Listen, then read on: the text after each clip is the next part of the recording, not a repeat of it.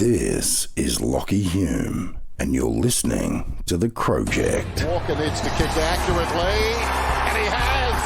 Oh, what a lift to the excitement machine, McLeod.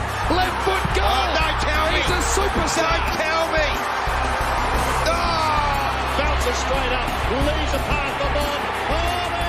It's time for episode 150 of the Crowject podcast, ladies and gentlemen. We're here blessing your eardrums. We got the three of us on tonight. I'm going to throw it over to Lleyton and say, hello, Lleyton. Hello, Lleyton. Hello, Lleyton. And we've got to say hello, Lleyton, to Damon. Hello, Lleyton, Damon. Hello, Lleyton, to Pete. Thank you very much. And shout out to our sponsors, Pay Me to Say, Trojan Aluminium, and Nathaniel's Coffee. There's a whole bunch of things that you can get. You can sign up to our Patreon. You can sign up to our YouTube. You can sign up to our TikTok and get yourself some merch as well. You go over to linktree.com/Crowject or linktr.ee/Crowject, and all of our links are there. Now, we're going to start off this week by jumping straight into it. We're going to talk about... the girls are now 5-0 on the season and got to beat Carlton at Carlton. Lleyton. Yes, great game. I think we dominated from start to finish. I think the highlight of the first half was pretty much how inaccurate we were. With Phillips with 4 behinds to start the game, I think she probably could have kicked a couple more. She almost got the dodo. Yeah. Channeling her in a nap fight. And they teased it before the game of the race to the first 50 goals in the competition for one player. And her and Darcy Vesio was competing with each other, but yeah, they didn't really get close. But at the end of the day, we ended up winning by 39 points. 39 points, yeah. 51-12. So we kicked out inaccurate to start off with, but Carlton kicked even less accurate, 1 goal 6. That's usually a good thing for us, isn't it? Exactly. What are your thoughts on the game, Damon? It's just phenomenal. I think we're genuinely seeing this is scary, but I think we're actually seeing the best of the AFLW Crows side at the moment. You know, we've had years where we've played in grand finals and won premierships, but this looks so complete. We're just playing teams from the ground up. And the last couple of weeks, we've played good opposition too. Carlton aren't slouches. They've got some guns in the midfield. And like Vesio, like you mentioned. And, Melbourne normally beat up on us, and we've beaten the reigning premiers. And I just saw too, the Freo lost on the weekend now. So we're the only undefeated team in this competition. Yes. I'd be getting a bit scared if I was an opposition supporter. I'm glad I barracked for the mob in primary colours, in bright yellow, as it was. I was going to make some clever comment about the Guernsey yesterday, and it just failed me. That's our new nickname, the mob in primary colours. The mob in long pause, primary colours. Yes. So we're a late 90s movie with John Travolta based off of Bill Clinton. Is that what we are? I see how it is. But sure. I'll tell you what, who did you have your best on ground, Lleyton?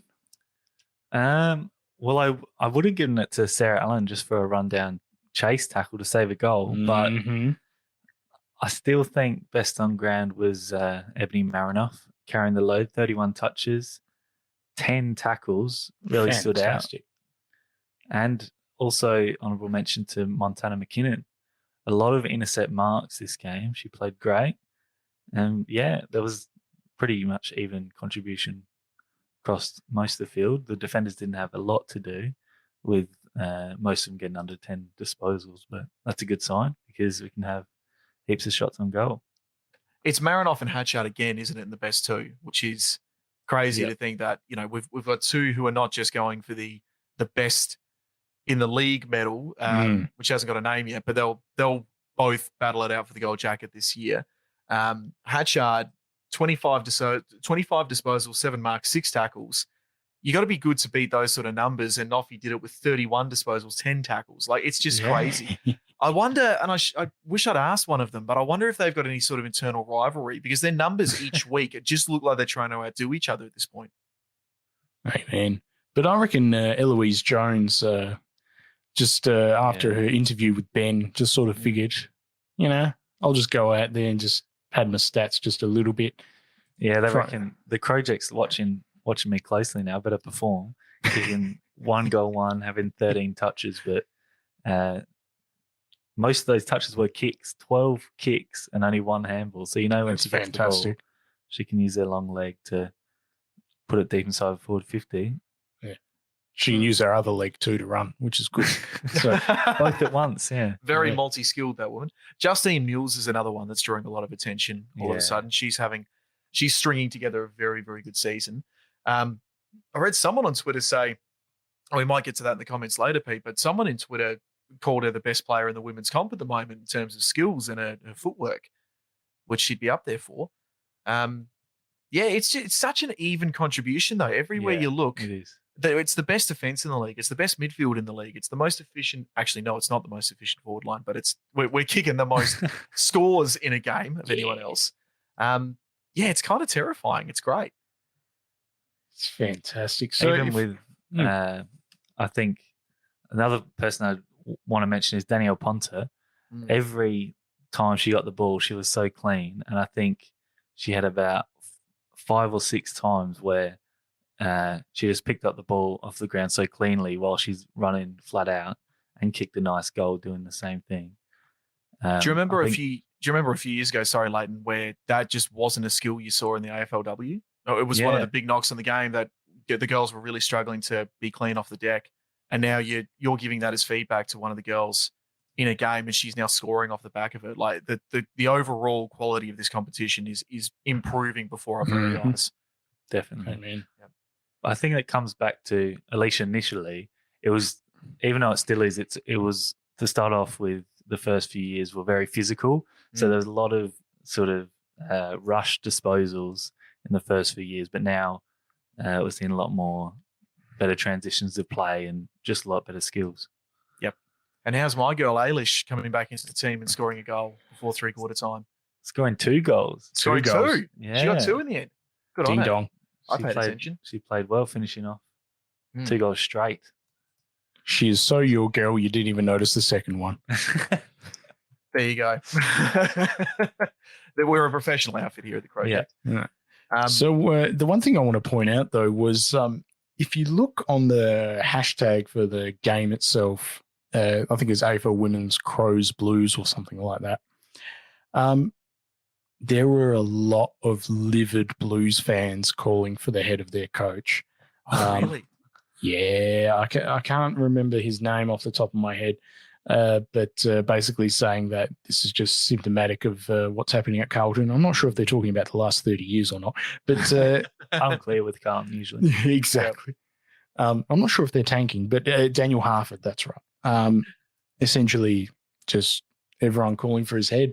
Now, given that they didn't kick a goal until third quarter and 3 behinds after the goal anyway. Yeah. Not good. Not good. No, not good on the output. They still did look good, and I think some of the Carlton fans are justified being sort of frustrated because they do have one of the best lists, especially for the Victorian teams. They had a lot of expectations at the start of the year, and they're not really living up to it, and they can't quite get the wins. But they did have a lot of good transition play where they got out the back of the Crows, and obviously we relied on a few chase down tackles to stop them scoring goals, but there's still that potential there for Carlton where obviously the coach isn't doing enough. Yeah. It's when you've got Darcy Vesio in that midfield, but I think that's being overhyped a little bit. And I think it's difficult to say this, but they've grown the competition to the point where the pathways are being diluted. So the Melbourne teams do have a thinner spread of that talent across all of their teams. Yeah. So I'm careful how I say this because it's, we love the competition and I don't want to knock it, but it's just one of those things I think where, these Melbourne teams can compile a good list, but then they've got to go that next step and be better than just having a good list. So maybe they're in it, but also maybe they're just Carlton fans and no success for 2 weeks is enough to sack the board, sack the coach, start again, burn it all to the ground, start again. It's not working. Get Mick Molehouse in. We'll start from the ground again, but we'll just do the same thing over and over again. Yeah, that's it. Relay the concrete and start again. Yeah, it's going to take a lot to rip up that concrete at Carlton. So if we go over to our Facebook and Twitter pages, we always ask for feedback after the game on how we went and your thoughts on the game itself. I'm going to start off with Facebook, and we've got Paul White who said, we were just so much fitter than Carlton. Well, maybe it does help if you play at the hottest part of the day as well, and maybe just a little bit more hydrated. Who knows? Ian Turner says, fabulous. Keep it up, ladies. Marty Handley says, premiership inbound. Ooh. Let's not. Don't Keep a lid on it. Keep a lid on it. Marty has. Shahin Marty says, didn't get to watch the game, but monitored on the shoddy AFL women's site. Okay. Great result, but boy, we would be so much more dominant once we kick the pill straight. I don't know. Winning by 39 points is still pretty bloody dominant. Yeah. God, we're hard to please, aren't we, Crows fans? You know? Yeah, undefeated halfway through the season. Win by 30. Could do that better. That is Shahin, friend of the pod and Patreon as well. But we like to give him a bit of crap when we need to. And then Betty Mack replied and said, good kicking equals good footy. That's fair. That's some hard-hitting journalistic analysis from our man, Benny Mack. Yeah. Shout out to Ben as well. Did a couple of articles on the Inner Sanctum as well, so check us out there. Jenny Smart says, Montana's marking and ruck work were fantastic, and that tackle from Sarah Allen, ! Still need to improve kicking for goal, but a great win. I mean, there's a lot about kicking for goal. If you take away Phillips' 4 behinds, which most of the time, if you looked at their shots, she would at least get 2 of those. Mm-hmm. So other than that, if you take away those, we kicked 7 goals, 5. So still pretty accurate. I think what they're talking about is the fact that Ash Woodland again has been goalless this week again. Oh, because they're putting the work into her now. Yeah, they'd be putting more work into her and double teaming her, but they did, she'll come good. There you go. I reckon she'll score this week. Throw it. Cool. All right. Yeah. Take that, Bulldogs. Yeah, right. You don't know what's coming, Bulldogs. Yeah. Brendan McGarrigan says, big time, showtime, party time, and then some. And that was just the last quarter. Hey. Thank you to Brendan, friend of the pod and Patreon as well. Dieter Cruz said, Ailey should always play forward. Is that Damon's burner account? Probably. No, I like her in the midfield, but I think he might have a good point there because she's lethal when she's got the ball in hand and she's got a modicum of space. Gaelic footy is the sort of game, even though you can't get tackled, it's a quick game because there's no marks. You don't get any sort of free kicks for possession. Yeah. So the Irish guys and girls tend to be quicker off the boot and more composed with ball in the hand because of that. So I don't think that's a bad shout. No, it's a great shout. And I think we've had a little bit of a reshuffle in the forward line. So Ailey should make a great inclusion. She obviously kicked 2 goals straight on the weekend. And one of them was about 40 out from a set shot, which you don't see that too often. Went straight through. And very true. When she gets the ball, she's, as he said, very composed. So perfect for a half forward. Well, before I go to Twitter, I just got to say, we're 5-0 on top of the table. How good is this? Get around it. Get around it. Poor nowhere to be seen on the table. That's what I like. Oh, did you see? I've forgotten her name, but the AFLW list manager for Port Adelaide's been announced, and she's like public enemy number 1. All of a sudden, it's like she's the one that's coming for Erin, you know. And there was some headline about like obviously someone asked her, "Are you going to go for Erin Phillips?" And she just said, "Oh, we're going to go for the best talent. We're going to go for whoever we can." What Naomi Maidment is not going to go for Erin Phillips? Like yeah, you'd be nuts if you didn't. Yeah. But that was enough for the media to jump on it and go, "That's it, she's stealing Erin." So what was her name? Sorry, Pete. Naomi Maidment. She's run the club's female Next Gen Academy for the last 5 years. Good pickup. Good on you. Yeah. But we hope you fail. Anyway, you couldn't even put a team on the park this year. Anyway, if we go over to Twitter, we asked the same question over there. We've got friend of the pod and 9-12 on 107.1 SAFM, Sean Craig Murphy says, so much to like. They just seem hungry. Skill level is significantly improved, and I'm loving the newbies. Such an even contribution. Is he talking about his new crop of students at his school, or is he talking about the AFL women's? Oh, I'm kidding. Sorry, Damon's got his ribbon that he got from the school. Still, he's wearing tonight. I'm kidding. Or am I? Gabe Lord says, among others, our long-term mid-tier players are absolutely stepping up this season. EJ, Mules, Button, all smashing in and playing with huge confidence. Yes. That's good cat. Agreed. Yeah, and a friend of the pond, Dom Trimboli, talking about our Instagram closest to the pin giveaway, asked in all capitals, did I win? And he did. And Yay. Yay. Wait, Dom Trimboli? Yes. He's definitely got a Crombini already. Yeah, he does. We're sending it to someone else. So, God. No, Dom did win, but he's sending it to a mate of his. So good. How benevolent. Bless his cotton socks. He's a good egg. He's Dom. And Christy Bainish says, exceptional last quarter. Whilst dominate for first 3 quarters, the last was electric. Could not agree more, Christy Bainish, friend of the pod and Patreon too. So make sure you keep your eyes peeled for those shouts. They happen after the game, but we do have our game that is coming up very soon with the Bulldogs at Nord Oval on, I think it's Sunday at 2:40. I put Saturday. On Sunday. Yep. Yes. Yeah. But, Sunday, you know. 2:40, max degrees of 37. Yep. Oh, is it really? It's going to be 37? Dead set. Yeah. At 20-3. Perfect. Cool. At quarter time, it'll be the hottest part of the day. That's when you want to watch footy. It's actually now beyond a joke. But don't worry. Don't worry. We're the fittest team. Even if we melt, we'll still be fitter. That's it. Our gelatinous mess will be able to get the ball. But, okay, so real quick, Lleyton, who do you think is going to win and by how much? Well, the Crows are going to win. Yeah. I think Bulldogs have still got potential, but they haven't really shown it like Carlton. So on our home deck, we should win.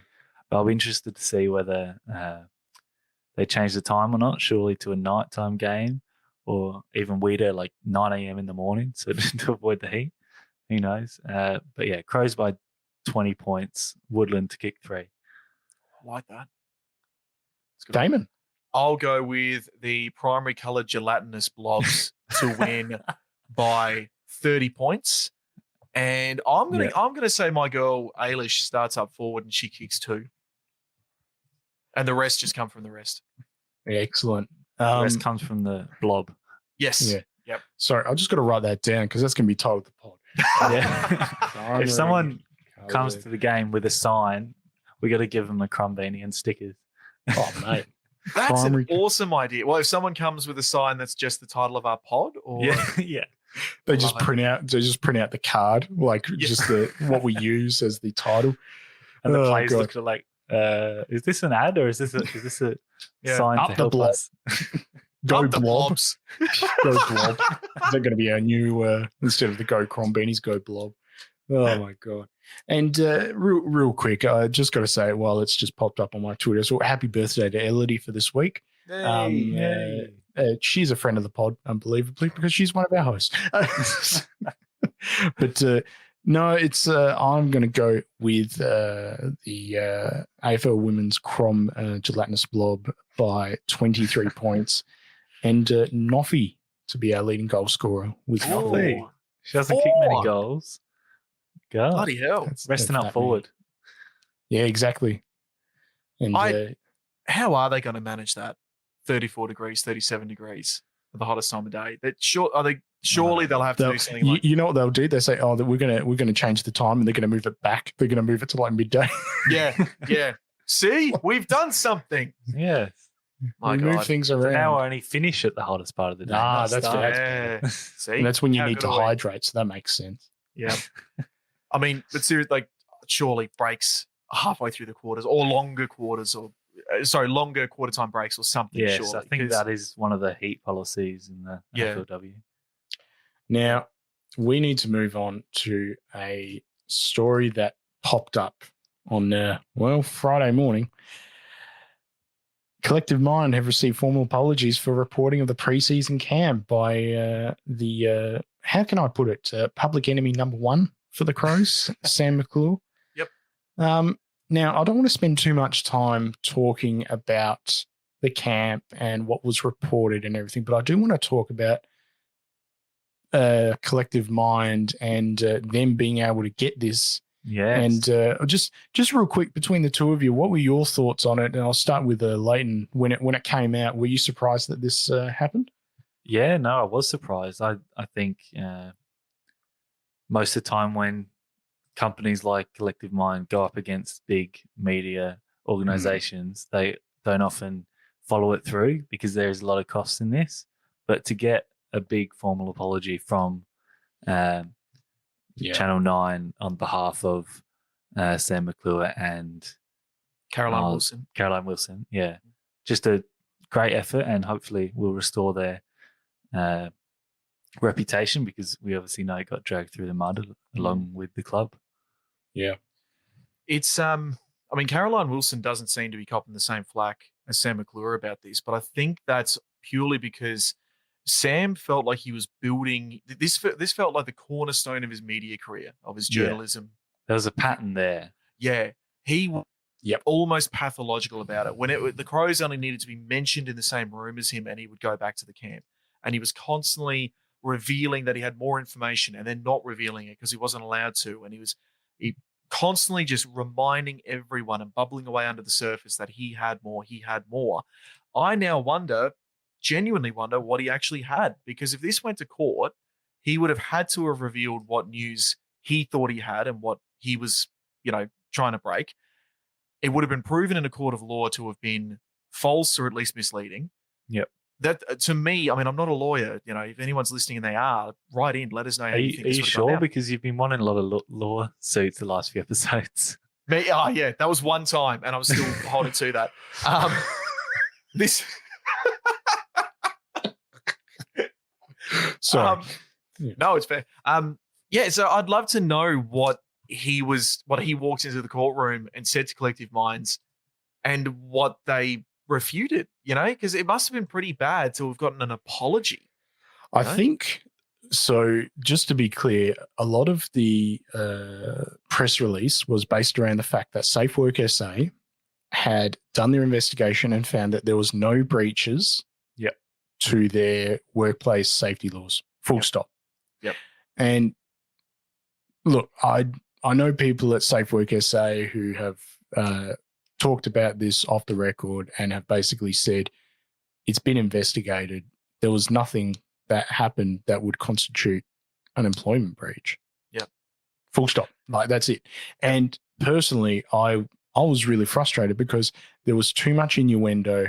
There was a lot of clickbaiting, and it was just baiting people to open a news article that would generate ad revenue. And we've got that feedback on Facebook and Twitter, which we'll get to in a second. But that's the part that frustrated me, is that it's just gutter journalism. It's not the sort of journalism that's efficacious or adding anything to the community. I still like Caroline Wilson. I still think she is a good journalist. I agree. Yeah, I think she's one of the best journalists in Australia, full stop. I'll go on the record with that. But the way that Sam McClure approached it, including his appearances on Talking Footy, which will include the grab at the end of this episode for old mate. Sorry, my cat just jumped down. I've lost my train of thought. So you were talking about that seminal and hard-hitting journalistic piece of masterpiece that is Talking Footy. Yeah, exactly. Which definitely also got to 150 episodes, just like the project. Is it even going anymore? It's so long ago that Talking Footy was still on and people were actually watching it, because that was in mid 2018. The clip includes him being shouted down by Campbell Brown. When was the last time he was relevant?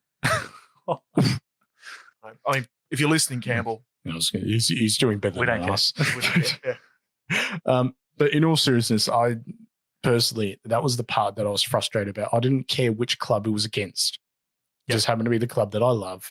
And I said that if you go back to listen to the episodes, and thank you for listening if it's the first time, but in all honesty, if you go back to listen to those episodes back then, I was saying the same thing, that it was just gutter trash journalism that was made for clickbait and for ad revenue. And that just makes me sick. It doesn't matter what it is, doesn't matter what industry, what sport, anything. It's just crap. When you're talking about, sorry, Lleyton, go. And because of what they've put out, it have just skewed the opinion of a lot of people following football, whether it's casually or not. And sometimes they still will have that opinion even after this has come out. Yeah, exactly. Yeah. And you can both make your jokes about me being litigious, but I do wonder now if this sets a precedent for any sort of other action here, because, it'd be harder to prove, but the Crows have absolutely been character assassinated through this whole thing.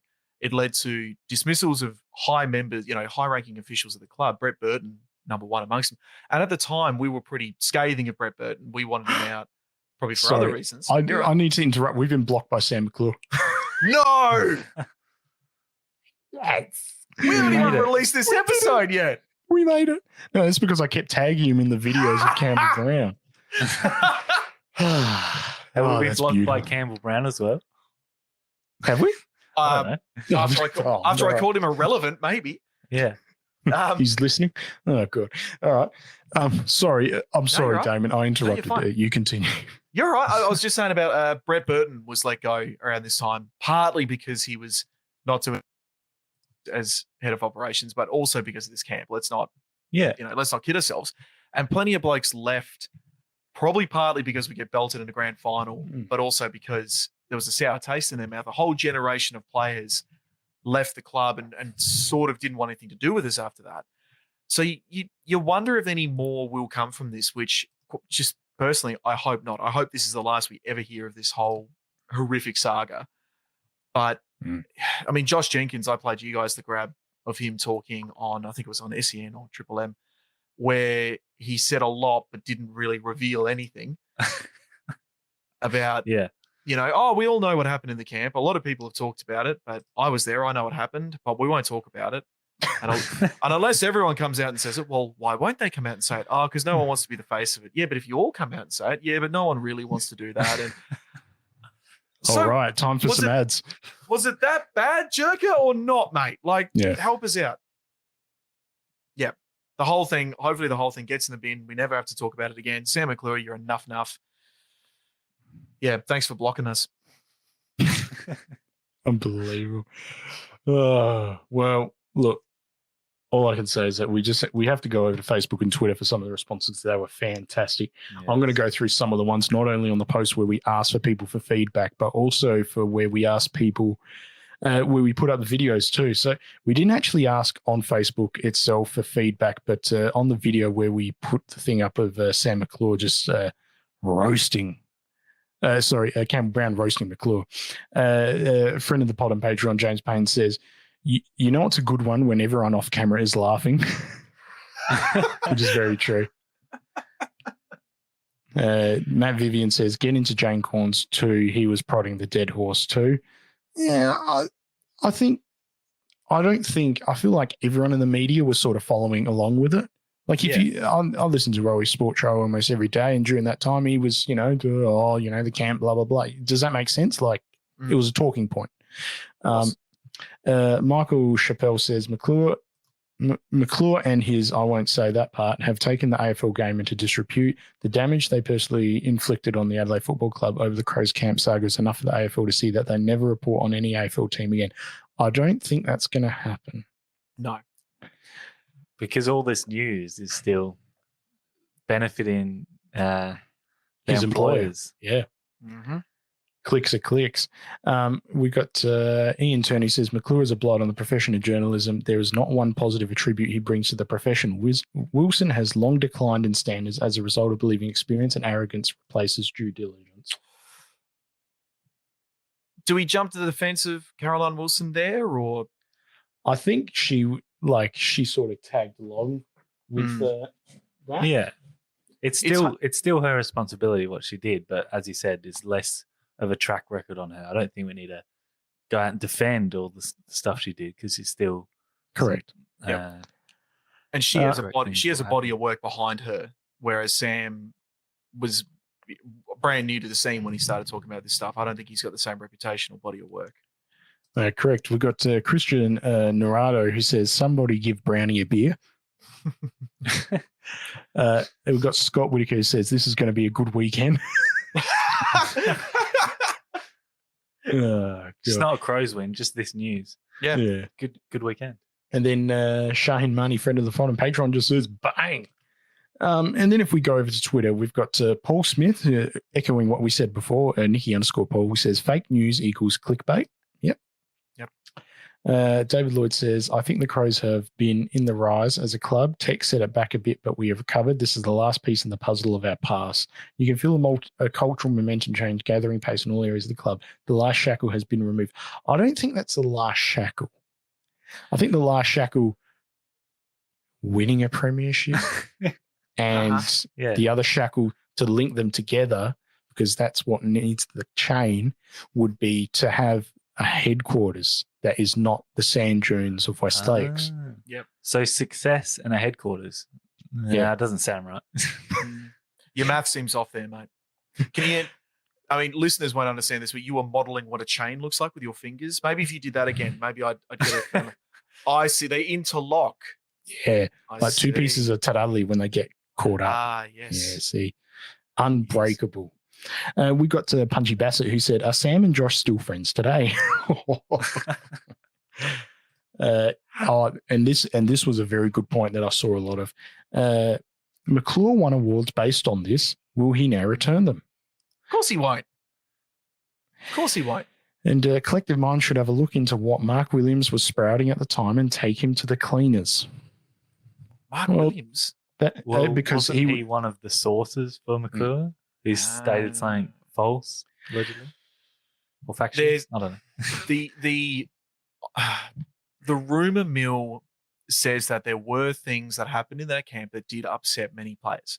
That's inescapable. I'm still convinced that there were things done, and from what I've heard from reputable people, there were things done in inappropriate ways that players did not enjoy or approve of.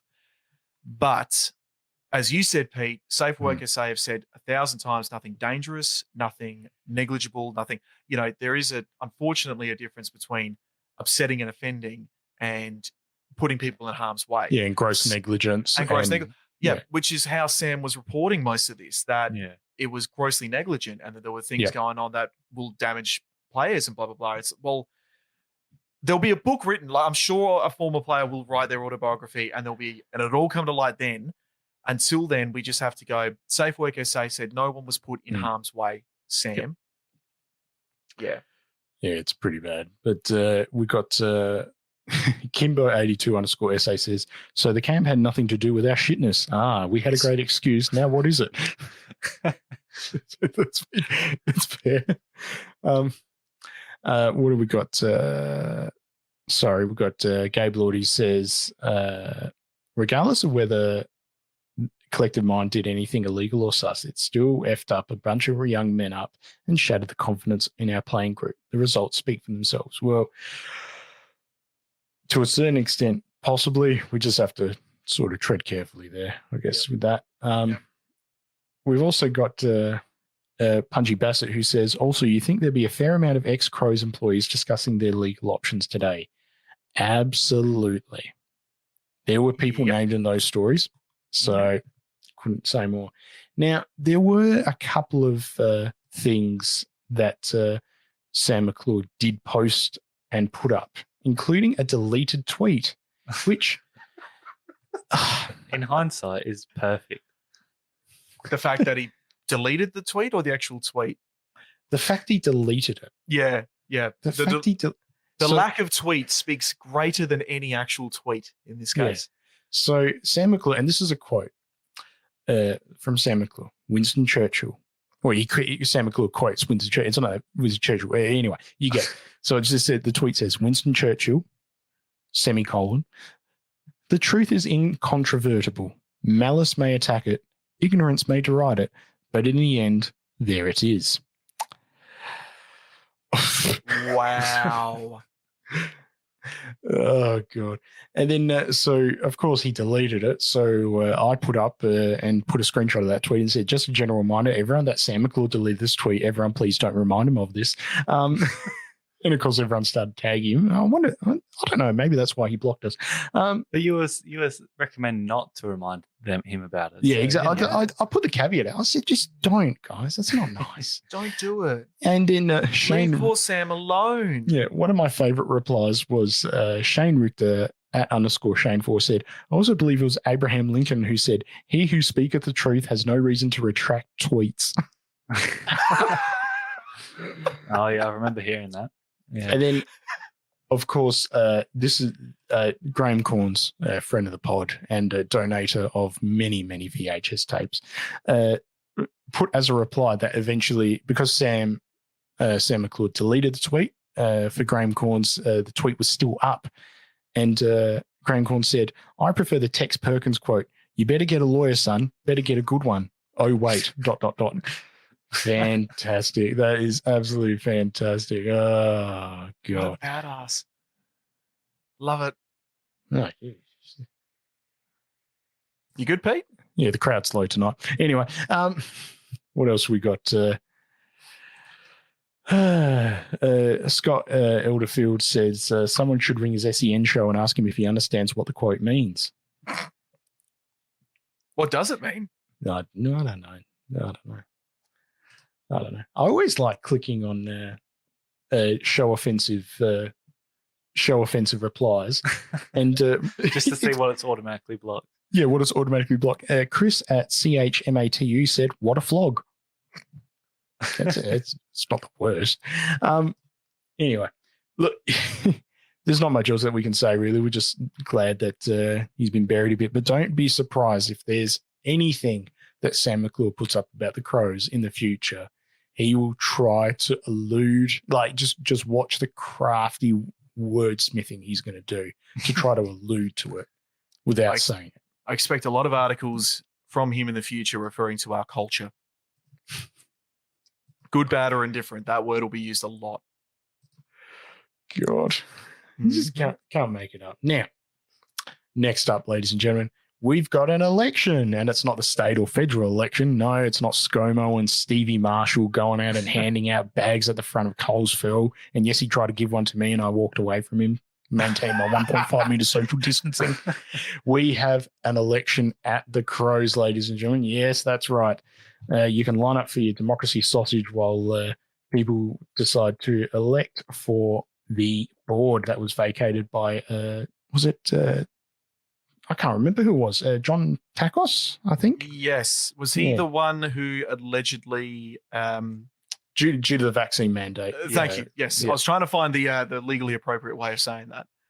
Yeah, well, that's what it was. That's what it was. Yep. So it'll be an online ballot that'll be open on Valentine's Day. So if you think you have something to do, you can line up at the front of Crowmania, and it won't be there because it's all online.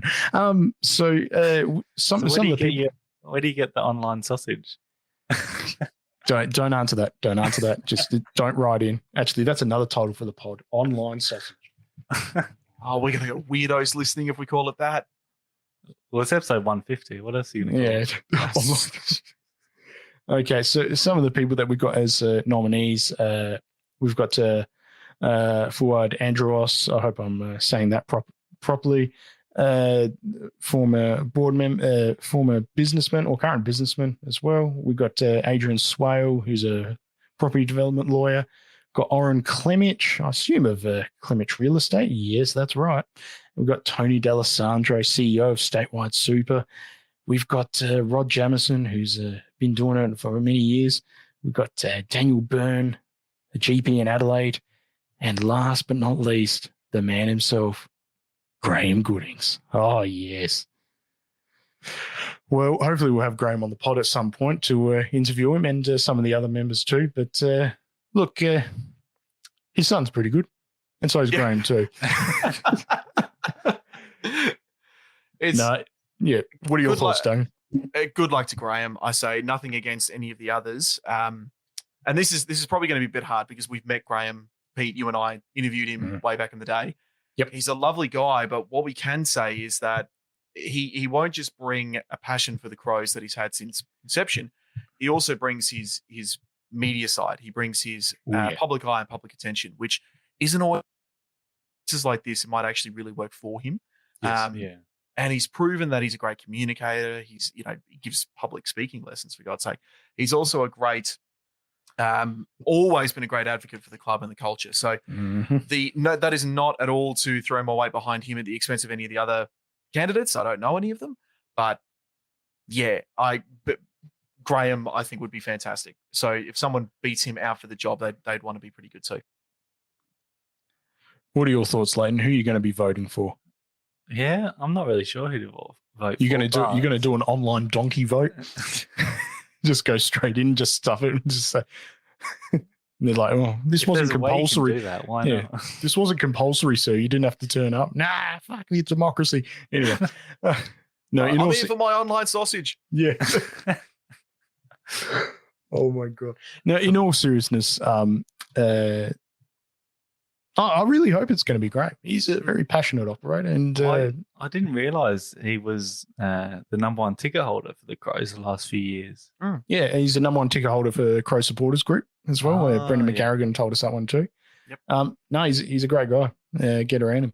So you know what we're going to do later this week? We'll put up that interview that myself and Damon did with Graham, because his passion for the club was fantastic. And that was at the height of COVID. So it was a couple of years ago almost. It's weird to say that now. And I remember myself and Damon pooping our pants with excitement for that one. We were young, inexperienced operators back then, weren't we? Yeah, and nothing's changed. So, no, in all seriousness, though, make sure you look out for your emails for the voting cards for that, and you can get your I voted sticker as well. Maybe we should do those stickers as well, and hand them out at the next home game. Make sure you vote, and please have a read on the Crows page for the profiles for all those people.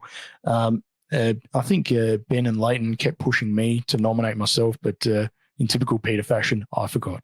And if that's the sort of thing you want on the board in the next 2 years, let me know. Oh, God, we're off track, aren't we, Damon? Sorry. I still want you to run for it. I still don't think it's too late. I'd love to see you on election night running into Crows HQ with just some random paperwork shouting, "Is it too late? Am I in?" I'm running as an independent. They're all independents. Okay. Anyway, so keep your eyes peeled for that. Hopefully we'll have some interviews coming up soon for those people, and we'll go from there. So next up, we've got the fixture update, Lleyton. We've got some AFL men's preseason games coming, don't we, boss? At sexy new times. Yes. Well, we were going to play West Coast over in Perth, but we know WA doesn't like anyone coming in. So we have revised the schedule. Instead of playing West Coast in Perth, we're going to play the Lions at Metricon Stadium for some reason on a Friday morning. Friday at 9:30 a.m. our time. I've got 10:30 a.m. our time. I've got, but is it? Either way, I've got morning? Eastern Standard. Yeah, that's so weird time slot, and then we will return to play Port Adelaide, of course, because we always play Port Adelaide in the preseason. At Richmond Oval.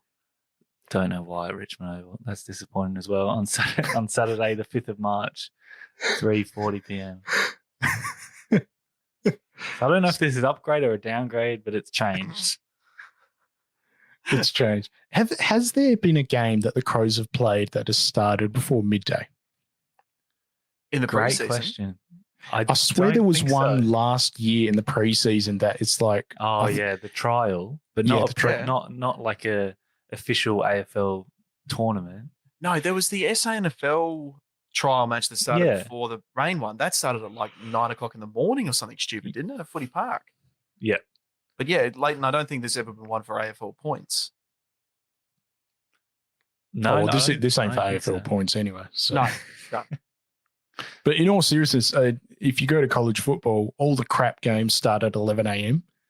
So what does this say about us? Anyway, we can play. It'd be good to play the Lions because they're in great form. Obviously, playing the finals last year. But yeah, weird location and time. Metricon Stadium, not even at the Lions' home ground. It's probably because the Gabba's still got the dog track and the cricket pitch there. So We couldn't get in. It was all booked. It's still a yard. It's actually still. Oh no, that's Lang Park. Sorry, that was Carlton a graveyard. Oh my God. Yeah, that's it. What was I going to say? The showdown, preseason showdown. Are they still playing in country venues for that, or No, Richmond Yeah, Oval. Richmond Oval. Yeah, they're playing Yeah, at Richmond? That is not a country venue. Sorry, I completely spaced because on in that. I'm country events you'd be able to get parking.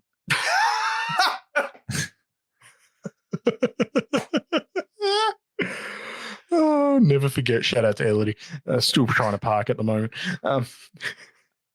Now, we'll bring some scintillating preseason analysis next pod because we ain't doing it tonight. Next up, we've got the Hungry Jacks ad that came out, and well, for episode 150, I'll tell you what, the Crows really know how to throw a party for us, and that's if you can't have one Rob, how about four? Working the fryer, like making burgers, sitting in the back of Chelsea Randall's RAV4. It was all happening. Has anyone spoken to Elodie about this ad? I think she's still watching it on She's loop at watching the on moment. repeat. Yeah. That's why she's not on tonight. His hands dipped in the palm olive right now. So I think the thing is that she's sorry. That's a Martin Malloy reference for anyone playing along at home. But just the ad itself, you can tell that my favorite bit. I don't know why, but go back and we'll put this clip up.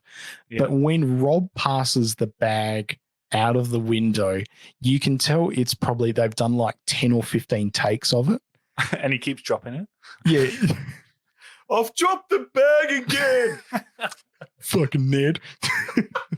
No, but the thing is, my phone was in that one and I've dropped it. He leans out the window and he kept saying thank.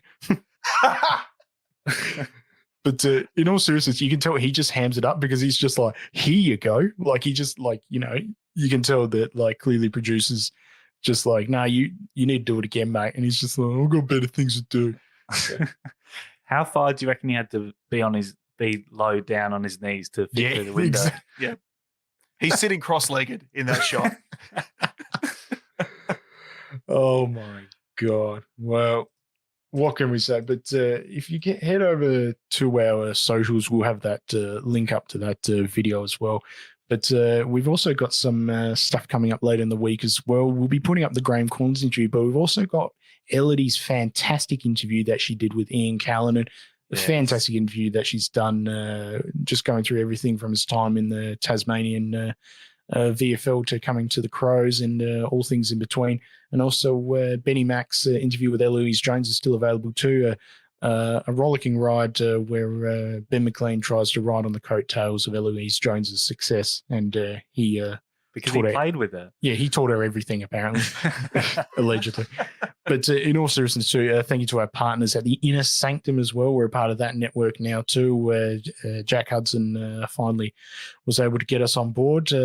But we're very proud of that, and we've been putting up some articles too. Also, Lockie Dan and Matty Irwin have been putting up some articles on there too, and Benny Mack as well. Yeah. Damien, you got anything coming up soon where you, I don't know, talk about cheese or rissoles or something like that?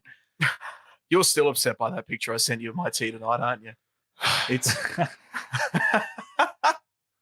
I'm cooking the rissoles, and I've turned to my wife and just gone, you know who'd love this right now? Pete. Pete loves a rissole. It is a despair meatball. It is just even the enthusiasm that Damon gave while recording this 10-second clip. What was it? Mamma mia, Struth was the line from it, and I say it with that sort of vim and vigor because that's what Damon delivered that one with. Sorry, we'll put the clip of that one later. Will we? Yeah. Are you sure, Damien, you weren't trying to imitate Rob at Hungry Jack's? Yeah. Mamma mia, here's your burger. Oh, I've dropped it again. Oh, no. Ned, get the broom. Now, the other thing, too, I'm going to discuss very quickly, I bought myself a new car on the weekend. Not new, but an older one. Now, do you know when it's just serendipitous and you just know that it was meant to be? with this car? Well, for the amount that I paid for this car, it's an older 30-year-old car that's going to be a restoration project. Enter it all in to pay the stamp duty and everything. What's the amount for the total stamp duty? $119. Yes. Fan-fucking-tastic. and do you know, I can attribute this. My beautiful wife was outside, and all she heard was, "You are fucking kidding me." So I was just like, out of all the numbers that it could have been, and I'm just quickly taking screenshots. So I'll put that up on the socials too. But anything else to talk about, guys? I'm just ecstatic that you finally bought the Crommobile, mate. Yes, Grow Crom number plates will be going on there. Nice. Hope my wife didn't hear that one. But shout out to our sponsors, Paymet SA, Trojan Aluminium, and Nathaniel's Coffee and Panini. Get in there, guys. Get yourself the Lucio Panini. That's my favorite one. Go to Linktree Project as well to get all of our links to our Redbubble and all of our merch and our Patreon as well. Thank you so much to our amazing Patreons, our Platinum supporters as well. I don't have a list in front of me, but you know who you are, and we love you oh so much. And we've got some new stickers that will be coming for our Patreon fans as well. We'll be mailing them out soon, and some new merch too that I'll be organising. Ooh, that'll be coming soon. But thank you so much, Lleyton, for joining me tonight. Thank you, and go to the Blobs. Yeah, go Blob. And Damon, thanks so much, mate. Also, Blobs. Yeah. My name is Peter. Go Blob. Go Blob. Go Blob. I believe. I'm not like you. I'm not a journo that just makes stuff up for the sake of it. But you haven't been that. Hang on. Sam, you haven't been. We'll take that back. Sam, you haven't been that. That's ridiculous.